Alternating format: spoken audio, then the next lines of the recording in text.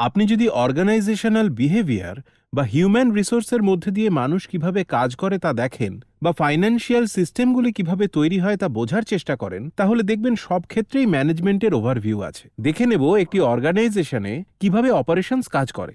এখন operations O IT নতুন স্পেশালাইজেশনের মধ্যে পড়ে, যা গ্র্যাজুয়েট ইঞ্জিনিয়াররা তাদের এমবিএ প্রোগ্রামে পড়তে চান। আজ এমবিএ প্রোগ্রামে নতুন কয়েকটি স্পেশালাইজেশন পাওয়া যায়। আজ কর্পোরেট সোশ্যাল রেসপন্সিবিলিটিতে কিছু এরিয়া রয়েছে, যেমন স্পোর্টস ম্যানেজমেন্টে সাস্টেনেবিলিটির মতো এরিয়া রয়েছে, যেগুলি ম্যানেজমেন্ট প্রোগ্রামের অন্তর্ভুক্ত।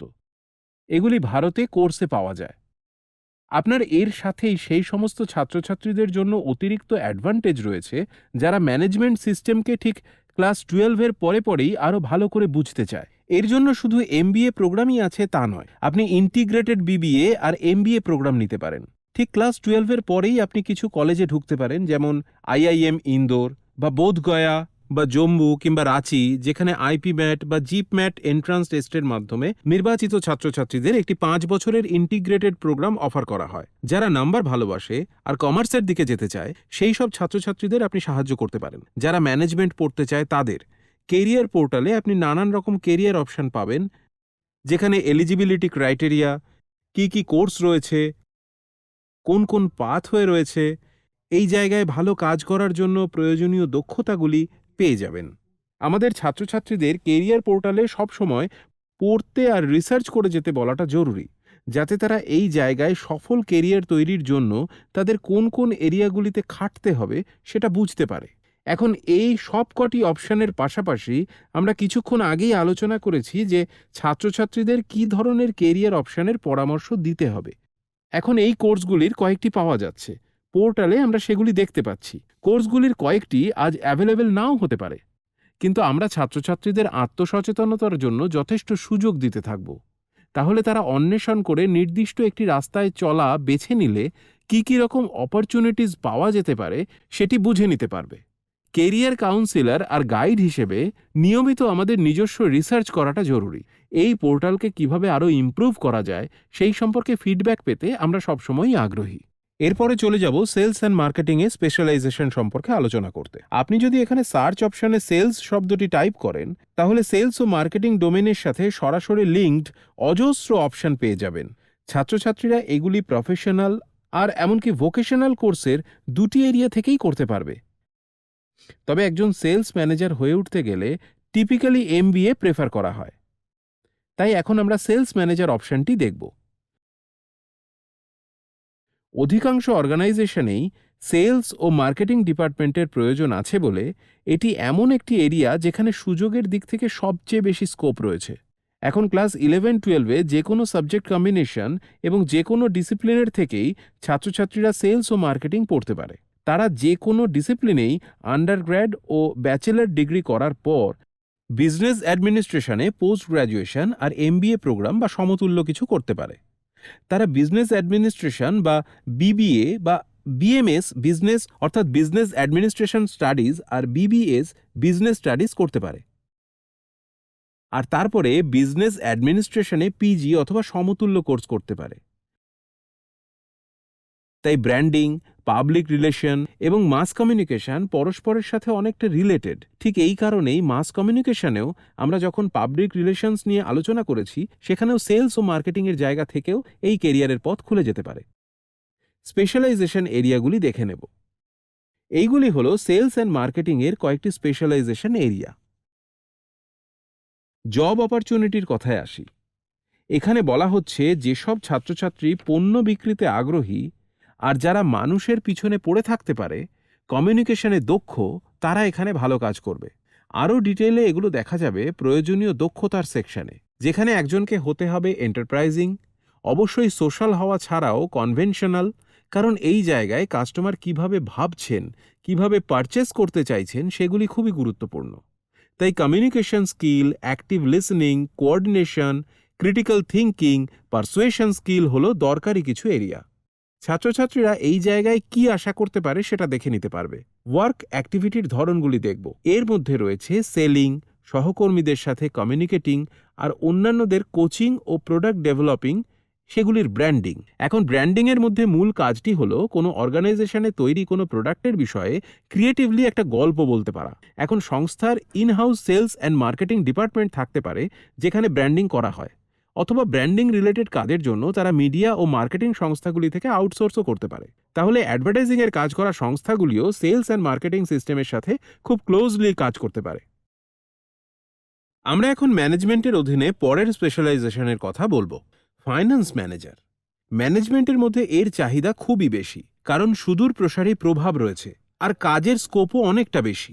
এখন ক্লাস 11-12-এ যে কোনো স্কিমের ছাত্রছাত্রীরাই ব্যাচেলর অফ কমার্স, অ্যাকাউন্টেন্সি বা ফাইন্যান্সিয়াল অ্যাকাউন্টস কিংবা এরকম যে কোনো কোর্স করতে পারে যেখানে নাম্বার নিয়ে পড়তে হয়েছে। অবশ্যই এরপর M Com, M accountancy, masters in finance বা MBA ইন ফাইন্যান্সও করা যাবে। এখন এখানে অবশ্যই অনেক পাথওয়ে আছে। একটা পাথওয়ে যেখানে বলা হচ্ছে ফাইন্যান্সে বা MBA ফাইন্যান্সে কিভাবে CA কোর্সের মাধ্যমে ঢোকা যাবে। এখানে CA প্রোগ্রামে পুরো স্ট্রাকচারটাই দেওয়া রয়েছে। এরপরে আছে আরেকটি অপশন যেখানে আপনাকে MBA ফাইন্যান্স বা ফাইন্যান্স ফিল্ডে ঢুকতে হবে BBA, তারপর MBA বা PGDM ইন বিজনেস অ্যাডমিনিস্ট্রেশন করে। ICMAI কোর্সও করা যায়, অর্থাৎ institute of cost accountants India.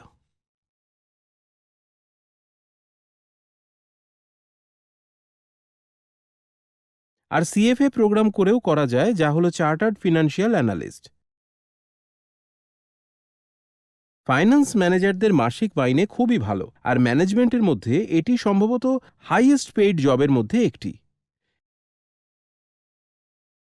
এখন যারা নাম্বার ঘাঁটতে ভালোবাসে তারা এই জায়গায় কাজ করতে চায়। আপনার যদি অঙ্ক, অ্যাকাউন্টেন্সি ভালোবাসে এমন ছাত্রছাত্রী থাকে, তাহলে এগুলি তাদের ফাইন্যান্সে দক্ষতার ইঙ্গিত হতে পারে।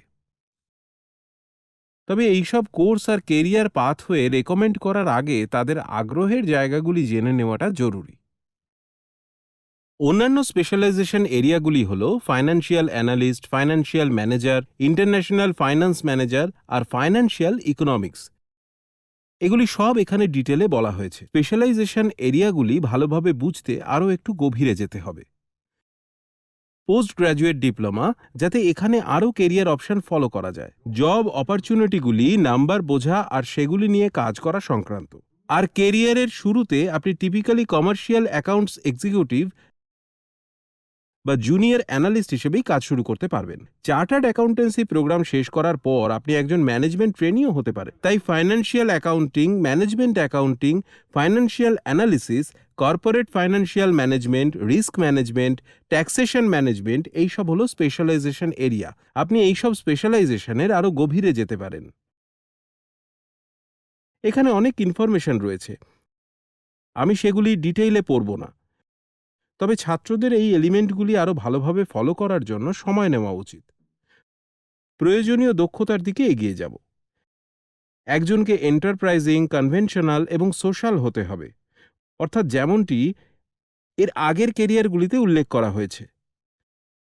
এমন কেউ যে লোকজনকে ম্যানেজ করতে তাদের পিছনে লেগে থাকতে পারে, যার জন্য বেসিক কমিউনিকেশন স্কিল থাকাটা জরুরি। কনভেনশনাল অর্থাৎ প্রচলিত ক্ষেত্র, যেখানে কেউ repetitive task, routine task, set স্ট্রাকচারে কাজ করতে পারবে। সোশ্যাল অর্থাৎ এমন একজন যে সামাজিক ক্ষেত্রে স্বচ্ছন্দ, অন্যদের সহায়তা করতে এবং নিয়মিতভাবে মানুষের সাথে আদান প্রদান করতে দক্ষ। একজন ছাত্রের ডিডাকটিভ রিজনিং, ক্লোজার সম্পর্কে ফ্লেক্সিবিলিটি, ইন্ডাকটিভ রিজনিং থাকতে হবে। ডিডাকটিভ রিজনিং হল নির্দিষ্ট সমস্যায় সাধারণ নিয়ম আর যুক্তি ব্যবহার করে অর্থবহ, যুক্তিযুক্ত উত্তর বের করা। ইন্ডাকটিভ হল বিভিন্ন সোর্স আর ধারণা থেকে ইনফরমেশন জোগাড় করা আর সাধারণ নিয়ম আর সিদ্ধান্ত বের করা। এগুলি ছাড়াও অবশ্যই নিউমেরিক্যাল রিজনিং, ইন্টারপার্সোনাল স্কিল, এগুলি অত্যন্ত গুরুত্বপূর্ণ। ওয়ার্ক অ্যাক্টিভিটিগুলি এখানে এনলিস্ট করা হয়েছে। এখন এই ওয়ার্ক অ্যাক্টিভিটিগুলি টিপিক্যালি একজন জুনিয়র লেভেল বা ফ্রেশার লেভেল এমপ্লয়ির কাজ। তাই এগুলি আরও ভালোভাবে বুঝতে ছাত্রছাত্রীদের সবকিছুই খুঁটিয়ে পড়তে বলা হচ্ছে। তবে মনে রাখবেন, বেশি অর্থের জন্য ফাইন্যান্সের কেরিয়ারের চাহিদা থাকলেও যেসব ছাত্রছাত্রী নাম্বারের সাথে কমফোর্টেবল তারাই এখানে ভালো কাজ করে। তাই এই জায়গায় কেরিয়ার বেছে নেওয়ার জন্য ম্যাথস খুবই জরুরি ক্রাইটেরিয়া, যেখানে আমি আরও বেশি সংখ্যক ছেলেমেয়ের আগ্রহ দেখছি। ঠিক এই কারণে আমরা এই অপশনটি নিয়ে আলোচনা করব। এই অপশনটি সেই সকল ছাত্রদের জন্য যারা খেলাধুলায় আগ্রহী, কিন্তু দুর্ভাগ্যবশত তাদের মধ্যে অনেকেই হয়তো একজন পেশাদার ক্রীড়া খেলোয়াড় হিসেবে নিজেদের জন্য একটি জায়গা করতে পারে না। তবে খেলাধুলাতেই তাদের একটি আনুষঙ্গিক কেরিয়ার থাকতে পারে, যা অন্য একাডেমিক স্পেসের সাথে যুক্ত থাকতে পারে। উদাহরণস্বরূপ, আপনি যদি স্পোর্টস সাইকোলজিস্টের কথা ভাবেন, তাহলে দেখবেন একজন যদি সাইকোলজিতে আগ্রহী হন এবং খেলাধুলাতেও তার আগ্রহ থাকে, তাহলে আপনি এই দুইয়ের মধ্যে একটি ইন্টারসেকশন খুঁজে পাবেন। স্পোর্টস ম্যানেজারও এই রকমই একজন। স্পোর্টস ম্যানেজমেন্ট ইভেন্টের সময় খেলোয়াড়দের পরিচালনার জন্য কাজ করে, যাতে খেলাধুলার আশেপাশে ইভেন্টগুলি পরিচালনা করা যায়, যাতে তাদের ইভেন্টটি সুচারুভাবে চলতে পারে এবং এর চারপাশে সমস্ত আনুষঙ্গিক কাজ চলতে পারে। স্পোর্টস ম্যানেজাররা সাধারণত অ্যাথলিটদের মতো প্রতিভার পরিচালনা করে এবং তাদের পক্ষে অনুমোদনের জন্য এন্ডোর্সমেন্ট ম্যানেজ করে। আর কিছু কিছু উপায়ে এরা অ্যাথলিটদের খেলার বাইরেও সাবসিডিয়ারি উপার্জনের জন্য রাস্তা করে দেয়। তাই কোনো কোনো ছাত্র খুব উত্তেজনাপূর্ণ কাজ খোঁজে, যদিও এমন অনেক ছেলেমেয়েই আছে যারা খেলাধুলা পছন্দ করে এবং দীর্ঘ সময় ধরে এক জায়গায় বসে কাজ করতে পছন্দ করে না। তাই ডেস্ক জব তাদের খুব বেশি উত্তেজিত করে না। তাই স্পোর্টস এবং ইভেন্ট ম্যানেজারদের কেরিয়ার তারা বেছে নিতে পারে। আজকে স্পোর্টস ম্যানেজমেন্টেও বিবিএ কোর্স রয়েছে এবং কেউ যদি বিবিএ না পড়ে থাকে তবে যে কোনো বিষয়ে আন্ডার গ্র্যাজুয়েশন করতে পারে এবং তারপরেও এমবিএর মতো বিজনেস অ্যাডমিনিস্ট্রেশনে পিজি করে তারপর স্পোর্টসের জগতে প্রবেশ করতে পারে। তবে ভারতে বেশিরভাগ স্পোর্টস অর্গানাইজেশনেরই সেই অর্থে শিক্ষাগত যোগ্যতার প্রয়োজনীয়তা এবং যোগ্যতার মানদণ্ড নেই। যদিও তাদের একাধিক বিভাগ আছে, তারা সেই নির্দিষ্ট ডোমেনে দক্ষতার সাথে একাধিক নির্বাচন করতে পছন্দ করে। তবে যে ছাত্রছাত্রীরা খেলাধুলায় সত্যিই আগ্রহী, তারা ম্যানেজারিয়াল পোস্টে কাজ করতে পারে, যেখানে তারা বিভিন্ন ইভেন্ট পরিচালনা করবে, যাতে ইভেন্টগুলি দারুণভাবে চলে এবং তাদের অ্যাথলিটদের প্রতিভাকে সমর্থন করবে এবং অন্যান্য অ্যাক্টিভিটির মাধ্যমে পরিচালনা করবে। এই সবকটি ফ্যাক্টরি ছাত্রছাত্রীদের দেখতে হয়, আর তারা এগুলি এই পোর্টালে পড়ে নিতে পারে। মাসিক উপার্জন অনেকটা বেশি হয়, কারণ এই জায়গায় প্রচুর স্কোপ আছে। আর এমনকি গত কয়েক বছরে স্পোর্টসের উপরেও অনেক বেশি মাত্রায় ফোকাস করা হচ্ছে। এখন শুধুই ক্রিকেটের নয়, বিভিন্ন স্পোর্টসের বিভিন্ন টুর্নামেন্টের আয়োজন করা হচ্ছে। এখন recreational sports manager, sports marketing manager, event manager, facility manager আর অন্যান্য স্পেশালাইজেশন রয়েছে। এখন এই জায়গাগুলির সবটুকুই কয়েকজন মাত্র লোকই সামলায়, আর অবশ্যই এই জায়গাতেও অনেক বেশি স্কোপ তৈরি হবে, যা এখনো হয়নি। শিক্ষাগত প্রয়োজনীয়তাগুলি দেখে নিই। 15 থেকে 18 বছরের পড়াশোনা আর অভিজ্ঞতা। আমরা এমন কয়েকজনকে দেখে নিতে পারি যারা এই কেরিয়ারে রয়েছেন, যাতে ছাত্রছাত্রীরা তাদের রোল মডেল হিসেবে দেখতে পারে এবং তাদের জার্নির কথা জানতে পারে, যাতে তারা সেই জার্নিগুলি কেমন ছিল সেটা বুঝতে পারে। কোন ধরনের চাকরির সুযোগ রয়েছে, বিশেষ চাহিদা সম্পন্ন শিক্ষার্থীরা এখানে আবেদন করতে পারে কিনা, এই সবই এখানে স্পষ্টভাবেই উল্লেখ করা হয়েছে। এখন সাধারণত স্পোর্টস ক্লাবে, ফুটবল ক্লাবগুলিতে তারা কিছু কিছু কাজ খুঁজে পেতে পারে, যেখানে ইন্টারন্যাশনাল স্পোর্টস ম্যানেজমেন্ট অর্গানাইজেশনগুলি থাকতে পারে, যেখানে তারা কাজ করতে পারে এবং টুর্নামেন্ট ভিত্তিক প্রয়োজনীয়তাও থাকতে পারে। উদাহরণস্বরূপ আইপিএল। এই রকম ইভেন্ট যেখানেই আছে সেখানেই স্টেডিয়ামগুলিকে সেগুলির জন্য প্রস্তুত করতে হবে। যখন আমরা প্রস্তুতির কথা বলি, আমরা বলি লাইটিং, সিটিং, সময় মতো টিকিট প্রিন্ট হয়েছে কিনা, পেমেন্টস গেটওয়েগুলি তৈরি হয়েছে কিনা, স্টেডিয়ামে আসন্ন ভিড় বা যেসব সাপোর্টাররা স্টেডিয়ামে আসছেন তাদেরকে বিভিন্ন গেট আর স্ট্রাকচার দিয়েই যেন ঢোকানো হয় তার ভিতরে, যাতে তারা নিজেদের লোকেশনগুলি খুঁজে নিতে পারেন, ইত্যাদি নিশ্চয়তা দেওয়ার কথাই বলা হয়। সুতরাং স্পোর্টস ম্যানেজাররা সাধারণত তারা যারা বেশিরভাগ সময় দাঁড়িয়ে থেকেই কাজ করেন, তারা তাদের অ্যাথলিটদের সাথেই তাদের বেশিরভাগ সময় কাটান এবং এখানে আপনি খুব স্পষ্টভাবে উল্লিখিত জব প্রোফাইলগুলি দেখতে পাবেন। মূল ভূমিকা আর দায়িত্বগুলি দেখে নিই। স্পোর্টস ম্যানেজার হিসেবে আপনি কোনো স্পোর্টস টিমের সাথে, কোনো ফ্যাসিলিটি ম্যানেজমেন্টের সাথে কথা বলতে পারেন। আপনি স্পন্সরের, কিটসের, পিয়ার অ্যাক্টিভিটির, ইন্টারভিউয়ের, প্রেস রিলিজের দায়িত্বে থাকতে পারেন যাতে সোশ্যাল মিডিয়া প্রেজেন্সও নিশ্চিত করা যায়। তাই অনেক স্পোর্টস ম্যানেজারই স্পোর্টস প্লেয়ারদের টুইটার হ্যান্ডেলগুলি ম্যানেজ করেন। যে দক্ষতাগুলির প্রয়োজন সেগুলি হলো একজনকে এন্টারপ্রাইজিং, ভালো পারসুয়েডার আর কমিউনিকেটর হতে হবে, থাকতে হবে ইন্টারেস্টিং কনভেনশনাল এরিয়া, কাজ করার সময় একটা কনভেনশনাল প্যাটার্ন ফলো করতে হবে, আর অবশ্যই সোশ্যাল ও ইন্টারঅ্যাক্টিভ হতে হবে, আর কমিউনিকেটিভ স্কিলের একটা সেট থাকতে হবে। সুতরাং নলেজ, স্কিল, বৈশিষ্ট্যগুলি এখানে বিশদভাবে উল্লেখ করা হয়েছে এবং অবশ্যই ছাত্রছাত্রীদের জন্য এটি পছন্দের অপশন হতে পারে। এখন ব্যাপারটি মাথায় রাখতে হবে যে স্পোর্টস ম্যানেজমেন্ট হল ক্রস ওভার কেরিয়ারের একটি উদাহরণ। যেমনটি আমি আগেই বলেছি, স্পোর্টস সাইকোলজি, স্পোর্টস মেডিসিন, আরও কিছু স্পেশালাইজেশন। সাইকোলজি বা সাইকোলজির মতো একাডেমিক এরিয়াতেও কারো কারো আগ্রহ থাকতে পারে, আর খুঁজে নিতে পারেন স্পোর্টসে একটি ইন্টারসেকশন। কারো কারো লাইফ সায়েন্স বা বায়োলজিতেও আগ্রহ থাকতে পারে, আর তাদের স্পোর্টসে আগ্রহ থাকলে এগুলিকে কম্বাইন্ড করা যেতে পারে।